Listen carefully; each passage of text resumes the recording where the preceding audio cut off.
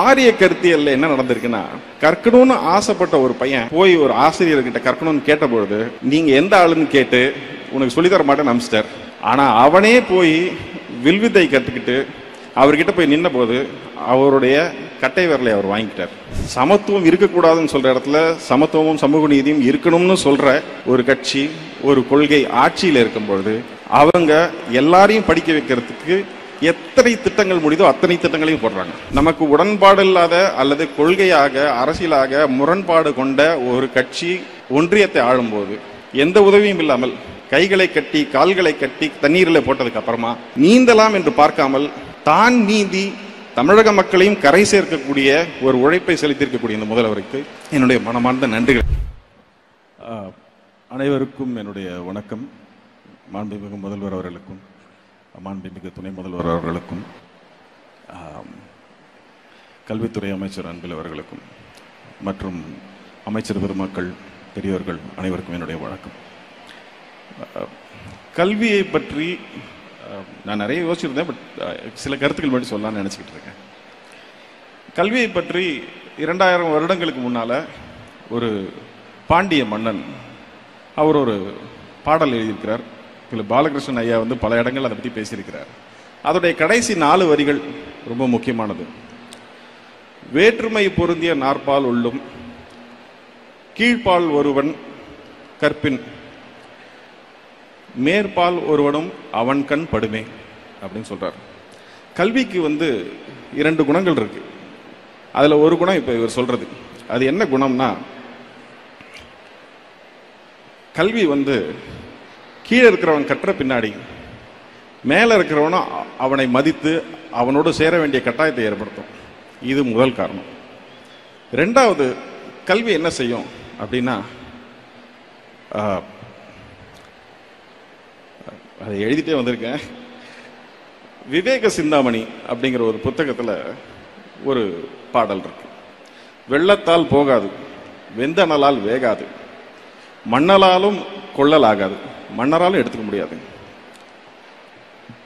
கொடுத்தாலும் நிறைவொழிய குறையாது. அது என்னன்னா, நம்ம எதுக்கு படிக்கிறோம்? படிச்சு நல்ல வேலைக்கு போய் சம்பாதிச்சு குடும்பத்தை காப்பாற்றி அப்பா அம்மாவை காப்பாற்றி குழந்தைங்களை காப்பாற்றுறதுக்காக போகிறோம். அதை நான் ஒருவேளை என்னால் முடிஞ்சு நான் ஒரு 1 கோடி ரூபாய் யாருக்கோ கொடுத்தேன்னா அவங்களால சந்தோஷமாக வாழ்ந்துட முடியும். ஆனால் என்கிட்ட அந்த 1 கோடி ரூபாய் இருக்காது, ஏன்னா நான் அதை கொடுத்துட்டேன். ஆனால் கல்வி இருக்கு இல்லையா, அதை வைத்து நாம் கற்று நாம் பணம் ஈட்டும் பொழுது அந்த கல்வி என்னையும் அறிவாளியாகவே வைத்திருக்கும், அதை வாங்குபவரையும் அறிவாளியாக வைத்திருக்கும். என்னிடம் இருக்கும் கல்வி அவருக்கும் போய் சேரும், அவரை எனக்கு சமமாக மாற்றும் அல்லது என்னை அவருக்கு சமமாக ஏற்றும். இதனால தான் கல்வியை கற்கக்கூடாதுன்னு பழங்காலத்திலிருந்து இன்னைக்கு வரைக்கும் தடுத்துக்கிட்டே இருக்காங்க. இது ரொம்ப ரொம்ப முக்கியமான பாயிண்ட்.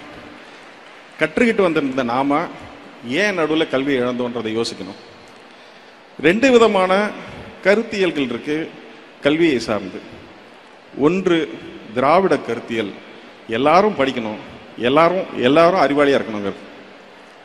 இதை இப்போ நான் சொன்னேன் இல்லைங்களா, இந்த பாண்டிய நெடுஞ்செழியன் காலத்திலிருந்து போன செஞ்சுரியில் இருந்த பாரதியார் வரைக்கும் அவர் கூட சொல்லியிருக்காரு, அன்ன சத்திரம் 1000 நாட்டலும் ஆலயம் 10000 கட்டலும் அப்படின்னு சொல்லி அதோடைய எண்டில் என்ன சொல்லியிருக்காருன்னா, இன்னும் பல புண்ணியங்களை தாண்டி கோடி மடங்கு பெரிய புண்ணியம் அங்கே ஒரு ஏழைக்கு கல்வி அறிவித்தல்னு சொல்லியிருக்கிறார். அப்படிப்பட்ட ஒரு புண்ணியமான செயல் கல்வி அறிவிக்கிறது. இப்போ ஆரிய கருத்தியல்ல என்ன நடந்திருக்குன்னா, கற்கணும்னு ஆசைப்பட்ட ஒரு பையன் போய் ஒரு ஆசிரியர்கிட்ட கற்கணும்னு கேட்ட பொழுது, நீங்க எந்த ஆளுன்னு கேட்டு உனக்கு சொல்லித்தர மாட்டேன்னு அனுப்பிச்சிட்டார். ஆனா அவனே போய் வில்வித்தை கற்றுக்கிட்டு அவர்கிட்ட போய் நின்ன போது அவருடைய கட்டை விரலை அவர் வாங்கிட்டார். அவர்கிட்ட போய் கர்ணன் பின்னாடி கத்துக்கணும்னு நினைச்ச பொழுது கர்ணனையும் நீ என்ன ஆளுன்னு கேட்டு அனுப்பிச்சிட்டார். அவர் கிருபாச்சாரியார்கிட்ட போய் கேட்ட பொழுது அவர் கேட்கும் பொழுது இல்லை நான் மேட்டுக்குடின்னு சொல்லி அவர்கிட்ட தொழில் கற்றுக்கிட்டார். ஆனால் அவரும் அப்படிப்பட்டவர் இல்லைன்னு தெரியும் பொழுது அவர்கிட்ட நீ கற்ற கல்வியெல்லாம் உன்னை விட்டு ஒரு நாள் போய்விடும் சொல்லி சாபம் கொடுத்து அதையும் பிடிங்கிறார். இப்படி துரோணாச்சாரியார் கிருபாச்சாரியார் ஆரம்பிச்சு ராஜகோபாலாச்சாரியார் வரைக்கும் நாம் படிப்பதை தடுத்து கொண்டே இருக்கிறார்கள். ஆனால் இந்த கொள்கைக்கு எதிராக சமத்துவம் இருக்கக்கூடாதுன்னு சொல்ற இடத்துல சமத்துவமும் சமூக நீதியும் இருக்கணும்னு சொல்ற ஒரு கட்சி, ஒரு கொள்கை ஆட்சியில் இருக்கும்பொழுது அவங்க எல்லாரையும் படிக்க வைக்கிறதுக்கு எத்தனை திட்டங்கள் முடியுதோ அத்தனை திட்டங்களையும் போடுறாங்க. காலை உணவு கொடுக்குறாங்க, நான் முதல்வன் இருக்கு, தமிழ் புதல்வன் இருக்கு, இந்த இப்படி அவங்க ஒரு வரிசையா திட்டங்கள் போட்டு எப்படியாவது படிச்சிருக்கன்றாங்க. நீங்க கட்டணம் இல்லாம பேருந்து கொடுக்குறாங்க, வேற யாரும் ஆட்சி பண்ணாலும் அவங்க வந்து மடிக்கணினி கொடுக்குறாங்க, சைக்கிள் கொடுக்குறாங்க, எப்படியாவது படிச்சு மேலே போயிருங்கிறாங்க. இதை தடுப்பதற்கு அவங்க முன்ன கட்டையவரில் கேட்ட மாதிரி, கர்ணனுக்கு அம்னீஷியா கொடுத்த மாதிரி இப்போ புதிய கல்விக் கொள்கையை ஒன்று கொண்டாந்து உங்களை தடுக்கிறத தடுக்க பார்க்குறாங்க. இதை இப்படி அவங்க தடுத்து இதை ஏற்க மாட்டோம்னு சொன்னவங்களுக்கு நமக்கு நியாயமா வர வேண்டிய 2150 கோடி பணத்தை தரமாட்டேன்னு சொல்றாங்க. இப்போ நமக்கு உடன்பாடு இல்லாத அல்லது கொள்கையாக அரசியலாக முரண்பாடு கொண்ட ஒரு கட்சி ஒன்றியத்தை ஆளும்போது எந்த உதவியும் இல்லாமல் கைகளை கட்டி கால்களை கட்டி தண்ணீரில் போட்டதுக்கு அப்புறமா நீந்தலாம் என்று பார்க்காமல் தான் நீந்தி தமிழக மக்களையும் கரை சேர்க்கக்கூடிய ஒரு உழைப்பை செலுத்தியிருக்கக்கூடிய இந்த முதல்வருக்கு என்னுடைய மனமார்ந்த நன்றிகளை தெரிவித்துக் கொள்கிறேன்.